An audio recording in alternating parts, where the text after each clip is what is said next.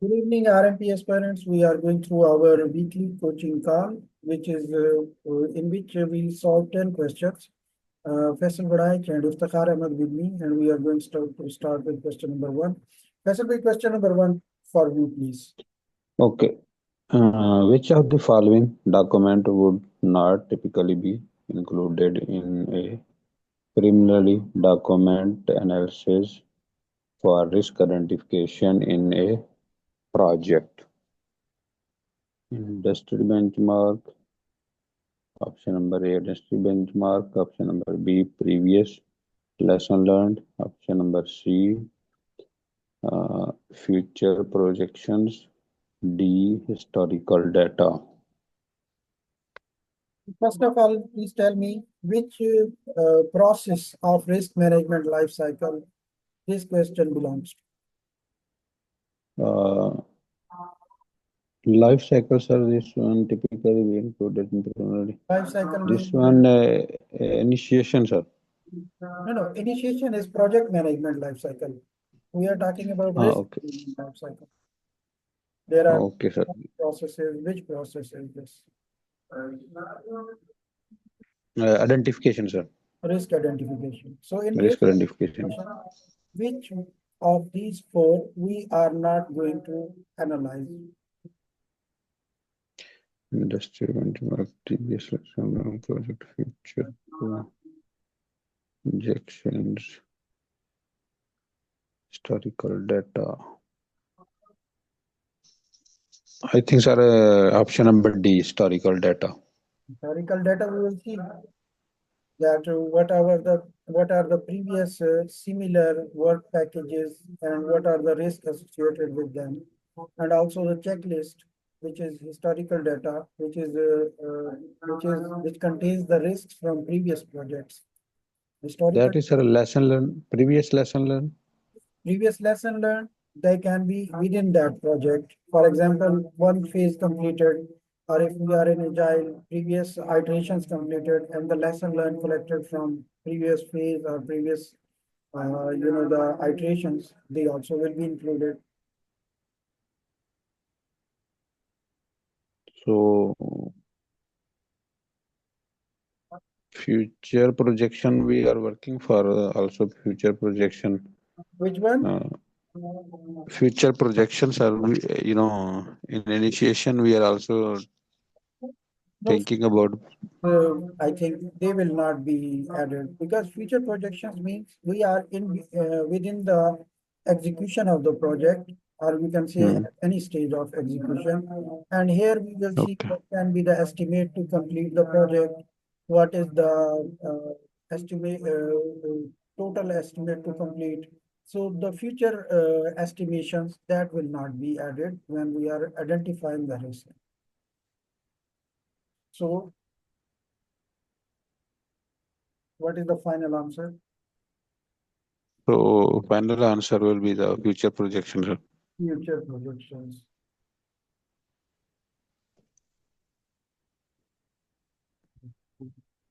Question number two, Iftikhar bhai. Okay. Who's typically responsible for conducting the preliminary documents analysis for risk identification in a project? Human resource manager, project manager, marketing manager, IT manager. In my opinion, this is project manager. Project manager, very good. Question number three. In a large scale construction project, which document would be most relevant for a risk management professional to review during preliminary document analysis to identify potential risks related to budget overruns? Option number A, project schedule. Option number B, supplier contact. Option number C, historical cost data from similar project. Option number D, uh, environmental impact assessment reports. So which is the process? Which document would be most relevant to risk management professional to review during This will be first of all, assessed? what is the process? in risk management life cycle? Relevant to so this one is also risk identification. Good. So So which document we document analysis to integrate related to budget overrun? historical cost data from similar project, environmental impact related to the budget. Preliminary document analysis to identify potential risk related to the budget overrun. Historical costs and environmental impact, supplier contact. Project schedule, sir. Project schedule is related to project delays. Can I Delay, answer yes, sir. this? Sorry, Can I answer this? let's you write it right And in the messages. Iftikhar bhai, write in the supplier contact. Assessment report, historical cost data from similar project. Then, sir. good. Good. Historical cost data. Iftikhar is also right, and Faisal both are right. Mashallah. Good. So, sir, Yeah. question is talking management professional to review during preliminary document analysis to identify potential risk related to the budget, but it's not talking about the anything related to the similar project or not showing. When we want to see budget overruns and we are doing preliminary document analysis and risk identification, Yes, sir. first of all, we collect all the documents, right? We evaluate the documents, then we assign the responsible person. Cost data will be assigned to maybe financial manager or cost engineer, schedule data to schedule engineer, project management related, maybe project manager himself will take care. Risk management, previous data, templates and checklist, maybe the risk manager. And in this way, the supply chain, maybe they can be given to marketing department or sales department. So the different knowledge areas, they will be assigned to different persons so that they can find out what can be the risk in the previous projects. So the purpose of evaluating the preliminary documents from the repository is to find out what can be the risk in the similar projects which relate to our project. Oh, I got it, sir. I am thinking maybe this one is only for the same project, not a similar project. No, similarity already exists. Not the whole project can be similar, but some work packages, some activities, they can be similar. Okay. Clearly. Okay, Iftikhar bhai, question number 4. Yes. In the context of analyzing constraints to risk management, which of the following is an example of an environmental risk? Option A, budget constraints. Option B, change in government regulations. Option C, project team turnover. Option D, scope creep. Environmental risk. Okay, so option B, change in government regulations. So change in government, these can be the external environmental factors and changes in government regulations. This is the example of environmental risk. Good. Question number 5, Faisal bhai. During stakeholder analysis, what is the primary purpose of identifying stakeholder risk appetite? Option number A, to determine their willingness to take on financial risks. Option number B, to understand their tolerance for project delays. Option number C, to assess their attitude toward accepting or avoiding risk. Option number D, to evaluate their capability to manage technical risks. During stakeholder analysis, what is the primary purpose of identifying stakeholder risk appetite? Why will identify the risk appetite? To assess their attitude towards accepting or avoiding risks. to evaluate their capability to manage technical risks.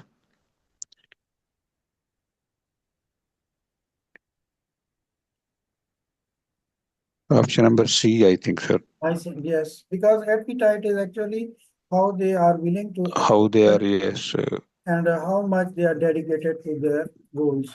So it yeah, will tell us that what is their attitude towards accepting or avoiding the risk, whether avoiding they will this take risk. it or they want it to be totally eliminated. So C is the Yes. right answer. Good. Question number 6, Iftikhar bhai.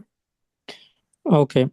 In assessing the project environment for threats and opportunities, which methodology would be most suitable for a project with rapidly changing requirements and high uncertainty?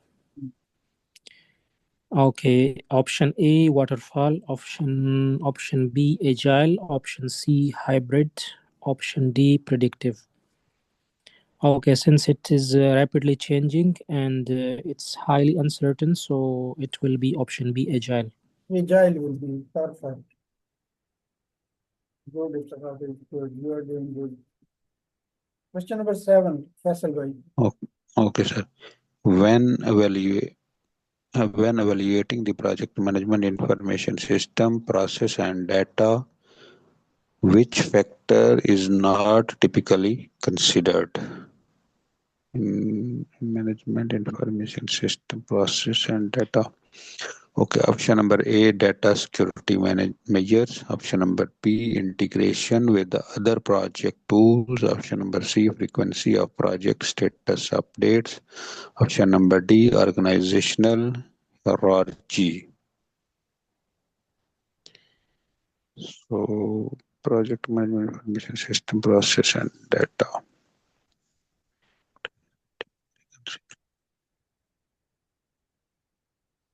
Data security measurement, integration with other project tools, frequency of project status update, integration.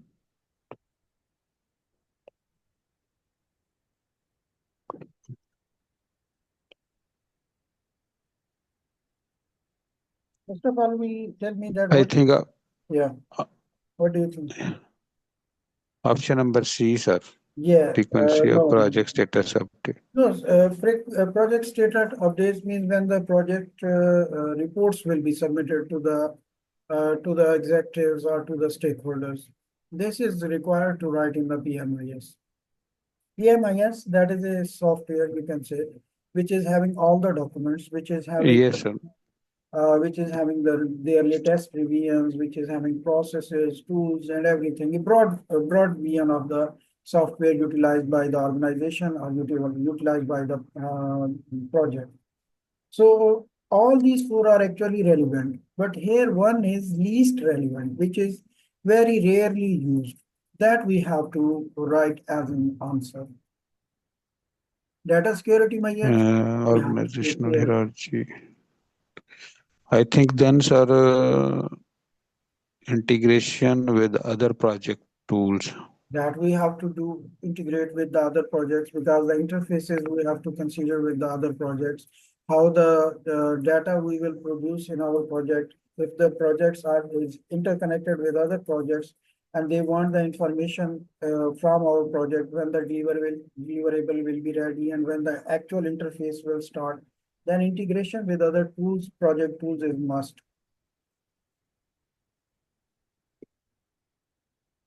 Yes. So data security measures is also is mandatory. Yes. So then, sir, organizational hierarchy. Actually, what is Yes. organizational hierarchy? This is organization chart, which is telling us that who is the CEO, who is the chief development officer, who are the executive directors, who are the senior project managers, who are project managers in a particular So, project. This organization chart, which is very so, rarely updated. And this is important also, but least important. That's why we are going so to select here, which is least relevant. okay. So we are using the word basically organizational chart, which is showing the responsibility Exactly. with their designation Yes. Good. and whom to reporting the Yeah. candidate. Exactly. Exactly.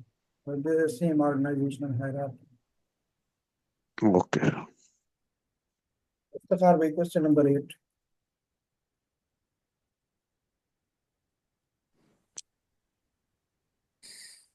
Okay. Which of the following technique is not typically used to assess the project environment for threats and opportunities during the planning phase? Option A, PESTEL analysis. Option B, SWOT analysis. Option C, balanced scorecard analysis. Option D, Monte Carlo simulation.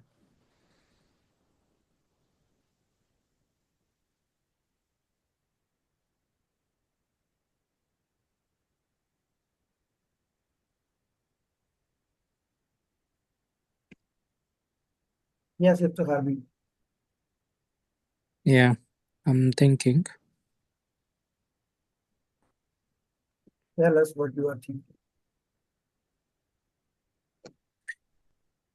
The rest, option A, option B, option D seems relevant. I haven't heard about option C, balanced Option C, I scorecard. will tell you, balanced scorecard analysis is to see that what each project has the weightage and relevancy for a program or for the organization. When the program manager or the portfolio manager is going to choose between the projects, he develops a scorecard, and that scorecard is having certain scores, having the relevant, standard criteria. And from this will tell us this project A is having 9 score out of 10, B is having 6.5, C is having 5. This scorecard analysis helps the program manager to select the best relevant project for the program. Choosing among the available projects, that is done by scorecard analysis. So does this seem to be relevant in finding out the threats and opportunities? Balanced scorecard.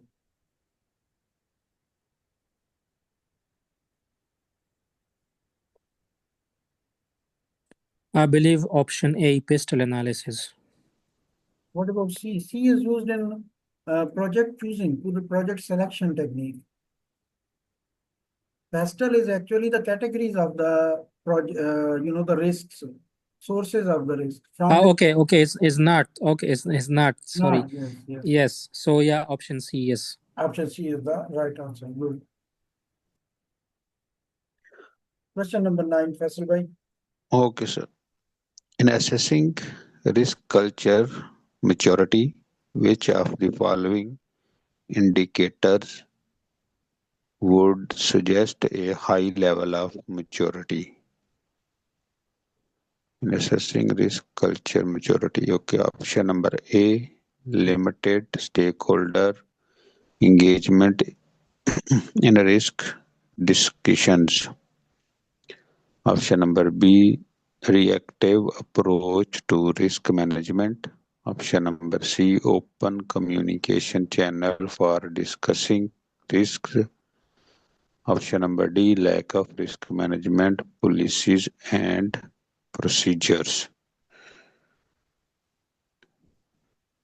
So risk culture maturity means the maximum or optimized use of risk management, which is, you can say, at the top level. The organization is mature in doing the risk management activities, in the selection of the tools, in the selection of processes, the paths to be followed in the risk management life cycle. The organization is achieving the maximum level. That is the risk maturity, right? Risk culture maturity. So which one is the relevant answer? Good, Iftikhar, your answer is Lack of risk management policy and procedure. No, sir. Option number C, option open number C. communication channel for discussion risk. Exactly. Discussing risks. Yes, sir. Yes, that shows the risk culture maturity. Good. Question number 10 and the last question is the following. Okay. When evaluating the project management information system, process, and data, which of the following factors should not be considered? Option A, accessibility of data to stakeholders. Option B, data security measures. Option C, compatibility with legacy system. Option D, length of project team meetings. I believe option D, which has nothing to do with the... Good. Actually, that is also that is also part of PMIS, but least relevant part. Compatibility with legacy system, we have to see the processes they are following, the this legislation, rules and regulation, that is must. Security measures, we have to see that the data is not leakage. Accessibility of data to stakeholders, that's the main purpose, that the relevant stakeholders, they have access to the data. But length of project team meetings, that is least important. That what is the, normally length of project team meetings. Team meetings, they can vary also. So this is least part that can be in the PMA. So D is the right answer. Thank you very much, guys. For today, we will conclude this session and we will meet tomorrow, same time, 8:30 p.m. UAE time and 7:30 p.m. Saudi time. Let's Okay, sir. review 10 questions. Thank you very much. Assalamu alaikum. Thank you. Okay. Goodbye. Thank Good you, sir. night. Allah Hafiz.